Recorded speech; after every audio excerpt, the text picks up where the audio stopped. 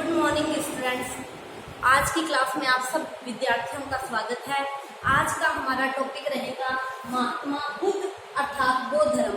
आज हम बौद्ध धर्म के बारे में चर्चा करेंगे, जिसके संस्थापक गौतम बुद्ध और महात्मा बुद्ध भी कहा जाता है। तो आइए हम एक कहानी के तौर पर इस टॉपिक को समझेंगे। बौद्ध धर्म के संस्थापक महात्मा बुद्ध, जिनके बचपन का नाम सिद्धार्थ था, इनके पिता का नाम शुद्धोधन और इनकी माता का नाम था महामाया। इनके पिता शुद्धोधन कपिलवस्तु के राजा थे और उनकी पत्नी महामाया एक दिन अपने मायके जा रही थी और कपिलवस्तु के अंतर्गत लुम्बिनी नामक वन आता है। लुम्बिनी नामक वन में उन्हें प्रसव पीड़ा हुई और उसी लुम्बिनी वन में ही उन्होंने एक बालक को जन्म दिया, जिसका नाम सिद्धार्थ रखा गया। और जन्म के 7 दिन बाद ही महामाया का देहांत हो गया और बालक छोटा होने के कारण शुद्धोधन का विवाह उनकी महामाया की बहन प्रजापति गौतमी के साथ कर दिया गया।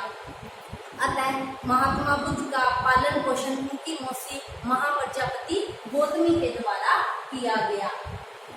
जब महात्मा बुद्ध का जन्म हुआ तो शुद्धोधन ने पंडितों को बुलाकर महात्मा बुद्ध की कुंडली के बारे में जानना चाहा।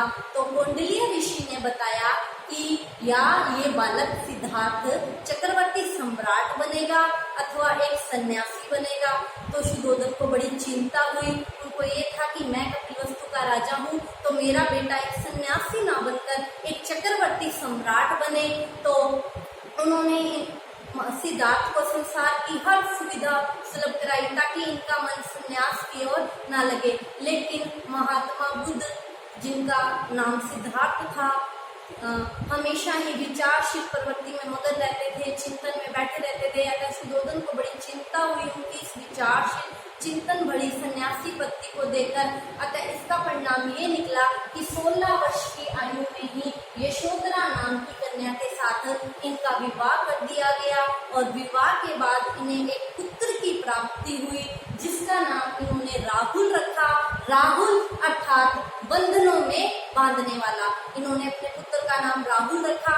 इनका ये कहना था कि मैं तो इस संसार को छोड़ना चाहता हूँ, इस संसार का त्याग करना चाहता हूँ, लेकिन राहुल अर्थात मुझे एक और बंधनों में बांधने वाला आ गया।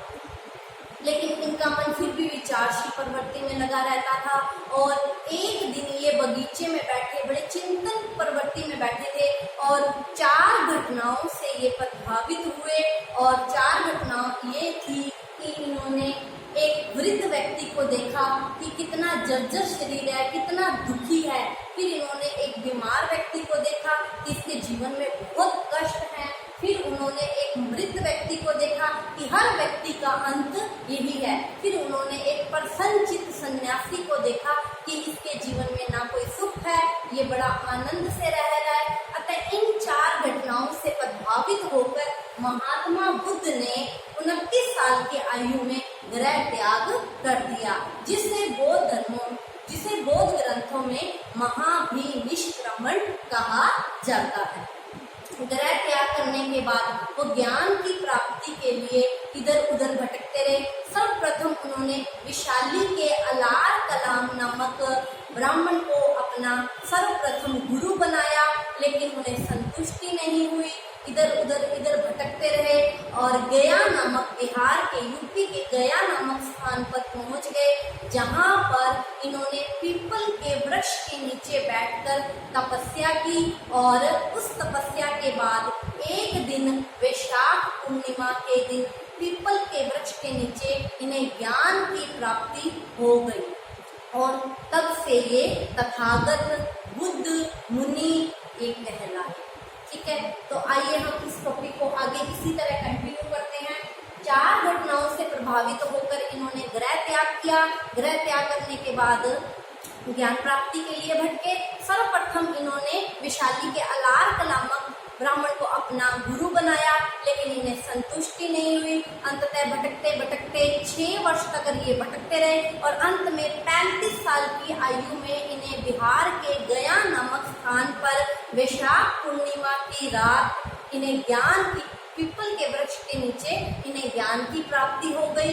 ये बात मैं एक बार फिर से आपको बताना चाहूंगी कि इनका जन्म भी वैशाख पूर्णिमा के दिन हुआ और इनकी मृत्यु भी और इन्हें ज्ञान की प्राप्ति भी वैशाख पूर्णिमा को हुई।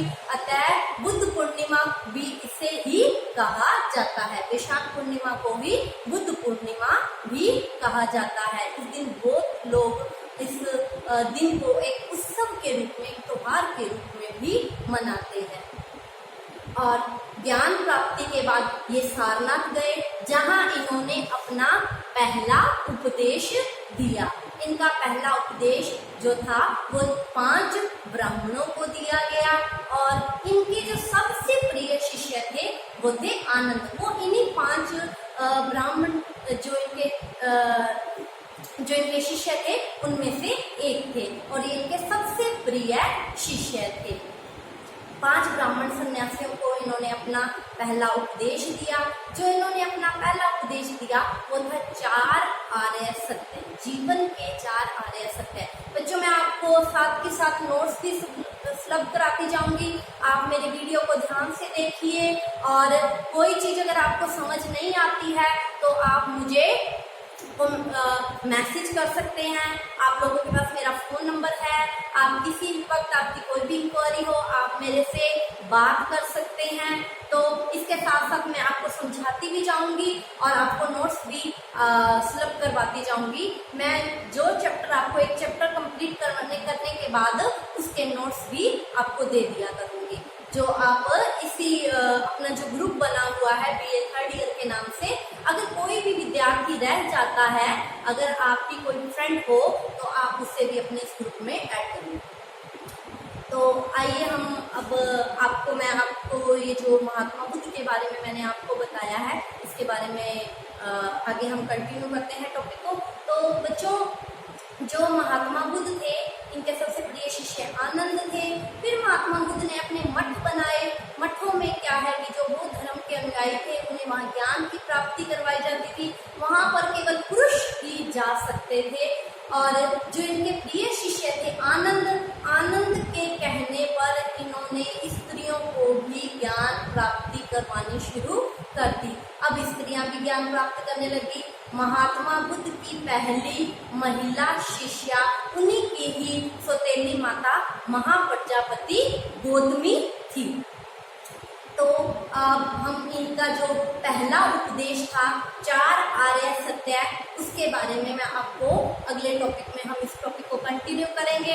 तो बच्चों, आप अच्छी तरह से पढ़िए और जो समझ ना आए वो मेरे से आप पूछ सकते हैं।